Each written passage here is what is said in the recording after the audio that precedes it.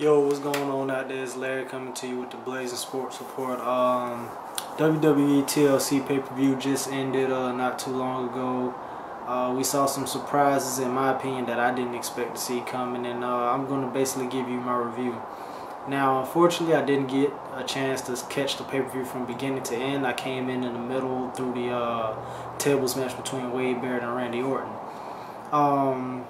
Orton won the match.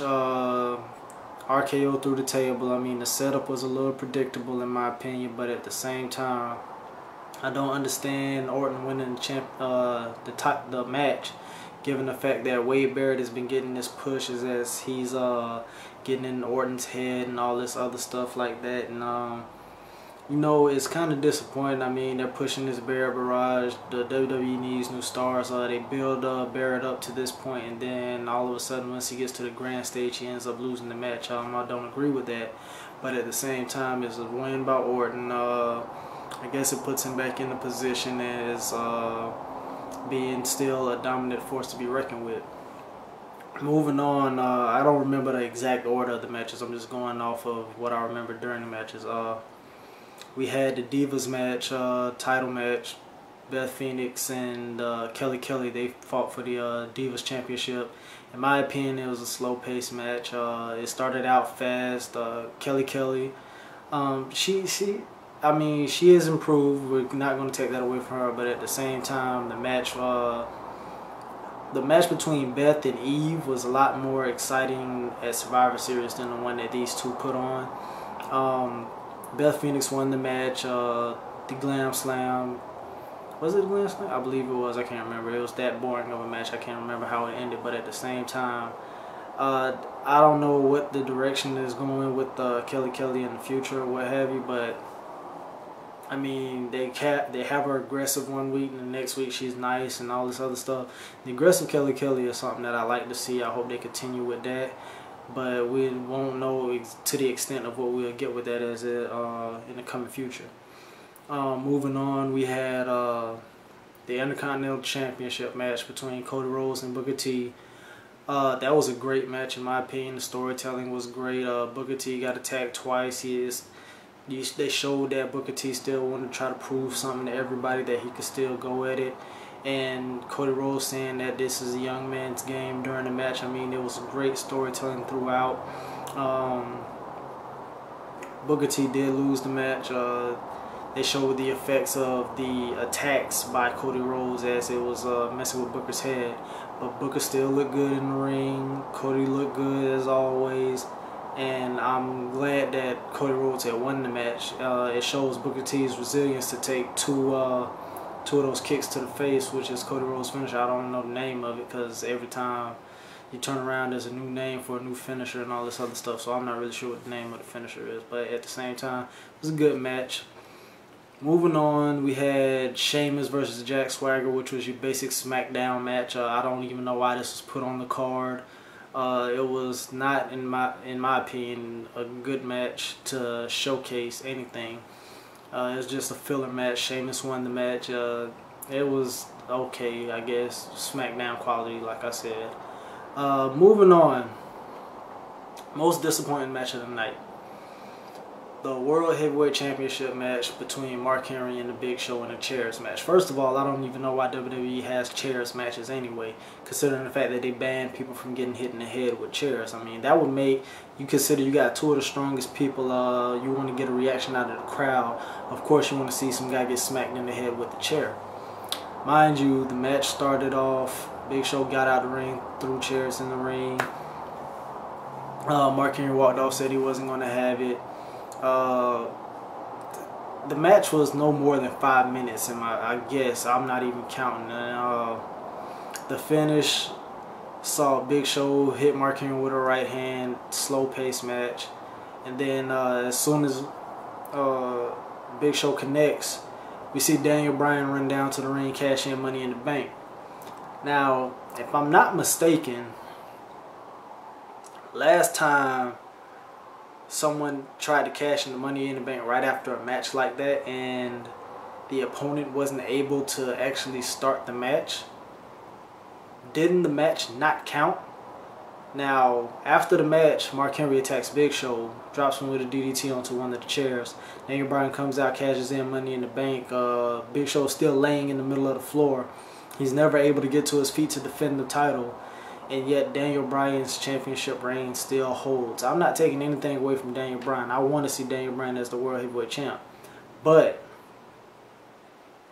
this is one of the most confusing aspects about what will happen. It wouldn't shock me if come Friday they tell Daniel Bryan, for the fact that Big Show wasn't able to defend his title or what have you, that the match didn't count. I mean, that would make more sense because it's in line of what's happened in the past when this has happened. So maybe we'll see it, maybe we won't, I don't know. Moving on, we had the ladder match for the Sledgehammer. This was quite possibly more entertaining than I expected it to be between Triple H and Kevin Nash. They played, the match started out hard hitting, Triple H landing rights, Kevin Nash landing knees. They were going back and forth, a couple of spots outside the ring. Everyone knows Kevin Nash has bad wheels on him. And to play that to the advantage, Triple H used the ladder to the leg. It was pretty, I mean, it helped with the pacing of the match because you know Kevin Nash can't go as well as he can. One spot seen table get brought into the ring by Kevin Nash. Triple H goes to climb the ladder. Nash, surprisingly to me as well, climbs the ladder right after him. But you seen a predictable spot where he was going to fall through the table. I mean, it was a good spot, and don't get me wrong, but it was predictable, like I said. The finish saw Triple H go hit the pedigree. The first time it was botched, I guess the knee gave out on Kevin Nash. And then we seen that he finally hits the pedigree. Nash throws up the click sign. Triple H tells him to suck it, hits him with the sledgehammer, wins the match. It was a great match. I hate how they explain the rules on some of these matches when you consider. Last time I checked, the ladder match, tables match, chairs match, all of it is no disqualification. So why should the stipulation be you can legally use a sledgehammer? I mean, wouldn't it be the same if somebody just pulled a sledgehammer from under the ring and used it? That's what I thought Kevin Nash was going to do at one point when he went to go grab the table. But that was an entertaining match in my opinion. I give them props on pulling off a pretty decent match. It was slow paced after the fast start, but at the same time it was entertaining nonetheless. Finally, we go to the main event. CM Punk, Alberto Del Rio, and The Miz for the World Heavyweight title. Triple threat TLC match. This match did not disappoint in my opinion. These three guys put on one hell of a show. Alberto Del Rio showed his mean streak, showed what he can do. The whole night he was torching Ricardo. And throughout the match it was just it's pretty intense. You got the back and forth going on between all three guys. Start out as an early team up against CM Punk. The handcuffs to the ladder, I haven't seen that before. That was a pretty good thing WWE did. And then we seen Alberto go crazy at one point, smacking everybody with chairs. To me, the spot of the night, in my opinion, was Ricardo falling through the table. I mean, it was a nasty, awesome spot, in my opinion. But I give Ricardo mad props for that. If you don't know, Ricardo does wrestle in FCW. So look up some of his matches. The man is pretty athletic from what I have seen. But that was a sick spot. Alberto going crashing through, not Alberto, but Ricardo going crashing through those tables. Well, through a table because he missed the first one. But he hit the ground hard, went straight through the table. I'm pretty sure the man is banged up after something like that. Finish saw Miz handcuff CM Punk. He eventually broke the one of the stanchions on the ladder, and he got handcuffed to the ring post, the middle rope. If you've never seen a show in person, they actually have to like wrench these things to the ring post, and Miz had him handcuffed right there.